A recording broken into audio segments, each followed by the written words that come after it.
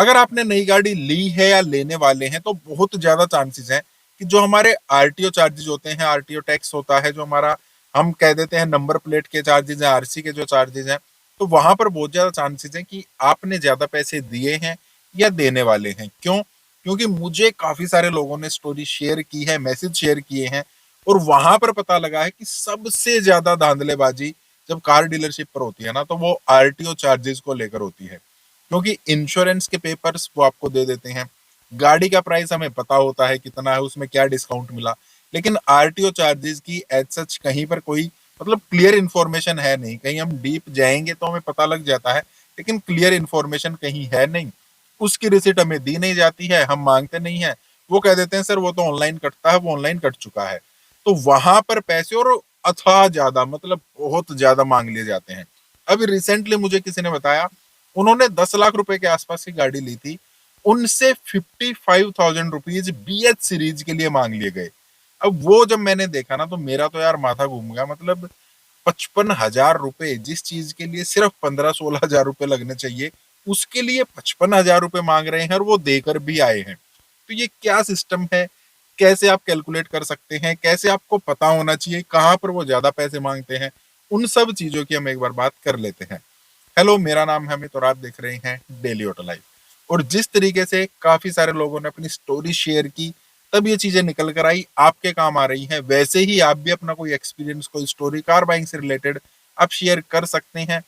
और अगर आपको कोई कंफ्यूजन है, आप गाड़ी लेना चाहते हैं, गाड़ी लेने से रिलेटेड, प्रोसेस से रिलेटेड, गाड़ी सिलेक्ट करने में कंफ्यूजन है, तो भी आप मुझे कॉन्टेक्ट कर सकते हैं। अब देखिए, दो तरीके का आरटीओ जो कटता है, कोई BH सीरीज नंबर लेता है, कोई नॉर्मल अपने स्टेट का नंबर ले लेता है। सबसे पहले हम BH सीरीज से थोड़ी बात करते हैं, यहाँ पर धांधली और भी ज्यादा है। अब एक 10 लाख रुपए की नॉर्मल हम गाड़ी पकड़ के चलते हैं, जो मुझे उन यूजर ने बताई थी, उन कस्टमर ने बताई थी। 10 लाख रुपए मान लेते हैं एक गाड़ी का आज के टाइम पर एक्स शोरूम प्राइस है, जो आपको गाड़ी कंपनी की वेबसाइट पर भी मिल जाएगा, और यही एक्स शोरूम प्राइस रहता है। BH सीरीज में गवर्नमेंट क्या कहती है कि इनवॉइस प्राइस जो होगा ना, वो इस गाड़ी का कैलकुलेट होगा जब हम टैक्स कैलकुलेट करते हैं। प्राइस भी दो टाइप का होता है, एक इनवॉइस प्राइस हो गया, एक एक्स शोरूम प्राइस हो गया। अब इनवॉइस प्राइस आपको कैसे निकालना है, ये स्पेशली BH सीरीज नंबर के लिए ही रहेगा।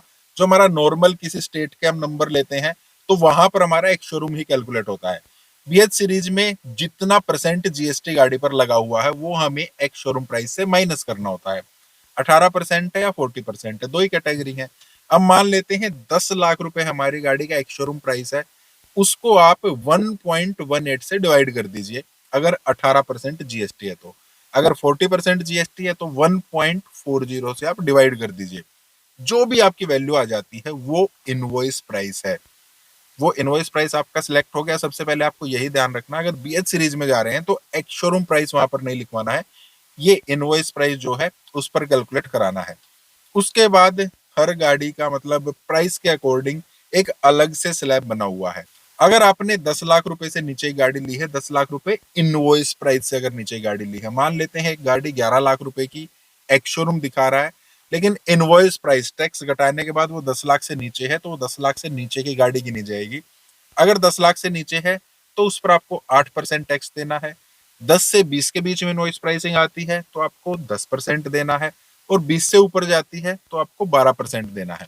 अगर डीजल ले रहे हैं तो 2% एक्स्ट्रा जुड़ जाएगा, अगर आप ईवी ले रहे हैं तो 2% घट जाएगा। ठीक है, तो ये चीजें आ गई। अब 10 लाख रुपए में हमने इनवॉइस प्राइसिंग निकाली, 1.18 से डिवाइड किया, ये हमारी प्राइसिंग आ गई है। इसको हम 8% हमने इसका टैक्स लेना है, तो इसको हम मल्टीप्लाई 8 कर देंगे। एक और फॉर्मूला जो गवर्नमेंट ने दिया है, इसको मल्टीप्लाई फर्दर करेंगे 1.25 से, और 2 साल के लिए हमें ये कैलकुलेट करना है, तो हम 2 को भी मल्टीप्लाई इसी में कर देंगे। ठीक है, ये हमारे पास एक टर्म आ गई है। अब इसको हम डिवाइड कर रहे हैं 15 से, क्योंकि 15 साल के लिए हमारा टैक्स कैलकुलेट होता है, और साथ में मल्टीप्लाई कर देंगे 100 से, क्योंकि 8% हमने लिया था, परसेंटेज के लिए हमें 100 जरूर लेना है। तो इस चीज को अगर हम कैलकुलेट कर लेते हैं, तो यहाँ पर हमारी फाइनल वैल्यू आ जाती है, वो लगभग 11,300 रुपये आ गई है। अब 11,300 रुपये हमारा टैक्स नहीं है, यहाँ पर 600 रुपये रजिस्ट्रेशन के भी जुड़ते हैं, 500 रुपये के आसपास से जो आपका फास्टैग है वो जुड़ेंगे। अगर आपने गाड़ी लोन पर ली है तो हाइपोथिकेशन चार्जेस वो भी आपके टैक्स में ही जुड़ जाते हैं। काफी सारे डीलरशिप वो अलग से कैलकुलेट कर लेते हैं। ये सब देखकर आपका लगभग 13,900 हो गया। 600 रुपये आप मिसलेनियस कर लीजिए। आरसी आपके घर तक आएगी, उसके चार्जेज हैं जो हमारे मतलब पोस्टल चार्जेज होते हैं, साथ में जो आपकी नंबर प्लेट बनेगी उसके चार्जेज होते हैं। तो लगभग लगभग 14,500 रुपीज, 14 से 15 हजार रुपए के आसपास जो है आपके चार्जेस बनते हैं।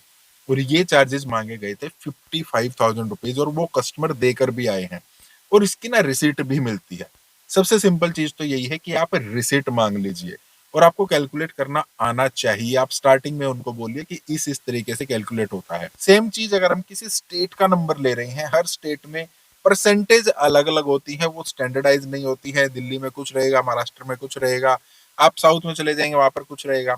तो आपको पता होना चाहिए। वो एक्स शोरूम पर कैलकुलेट होता है। 600 रुपये रजिस्ट्रेशन चार्जेस होते हैं। जो आपका परसेंटेज निकल कर आया वो आपको परसेंटेज कैलकुलेट करना है। साथ में 1500 रुपए, अगर आपने गाड़ी पर लोन कराया है तो हाइपोथिकेशन चार्जेस होंगे, लोन नहीं कराया है तो हाइपोथिकेशन चार्जेस नहीं होंगे, वो आरटीओ में ही जुड़ते हैं। और उसके अलावा हद मार के 1,001 रुपए और होंगे। ठीक है, बहुत ज्यादा एक्स्ट्रा चार्जेस नहीं होते हैं। बहुत बार मैंने देखा है चार्जेस हम कैलकुलेट करते हैं वो 30,000 रुपए के आसपास बैठ रहे हैं, वो 60,000, 70,000, 80,000 रुपए भी ले रहे हैं।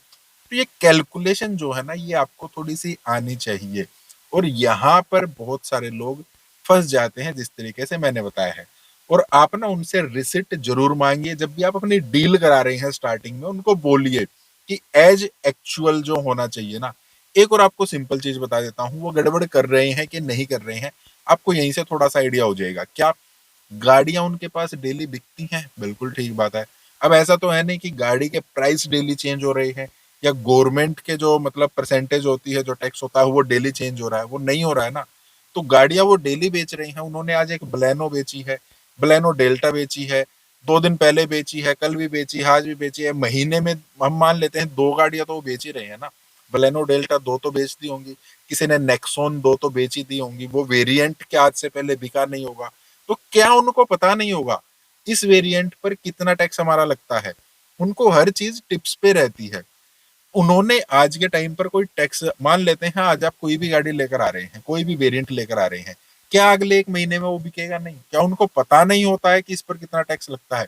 क्या वो पहले नहीं बिका होगा? क्या उनको पता नहीं होता है? तो आप उनको सिंपल बोलिए, यार क्या आपकी गाड़ी आज तक बिकी नहीं है क्या? क्या आपको पता नहीं है? आपके रिकॉर्ड्स में है नहीं क्या? आप देखिए और बताइए क्या चेंज हो गया। क्या गाड़ी का प्राइस चेंज हुआ है? क्या नहीं हुआ? क्या गवर्नमेंट ने कुछ चेंज किया? नहीं हुआ। तो टैक्स तो उतना ही कटेगा, वो तो स्टैंडर्ड है। तो आप मुझे एग्जैक्ट बताओ कितना है। ये मत कहिए कि अप्रोक्स ये रहेगा या वो रहेगा। वो क्या करते हैं, ज्यादा लिख देते हैं, उसके बाद आपको डिस्काउंट दे देते हैं। 40,000 रुपए आरटीओ में उन्होंने ज्यादा बता दिए, गाड़ी में 50,000 रुपए का डिस्काउंट दे दिया। फाइनली हुआ कि आपको तो 10,000 रुपए का मिला ना डिस्काउंट। आरटीओ पे वो कौन होते हैं यार डिस्काउंट देने वाले?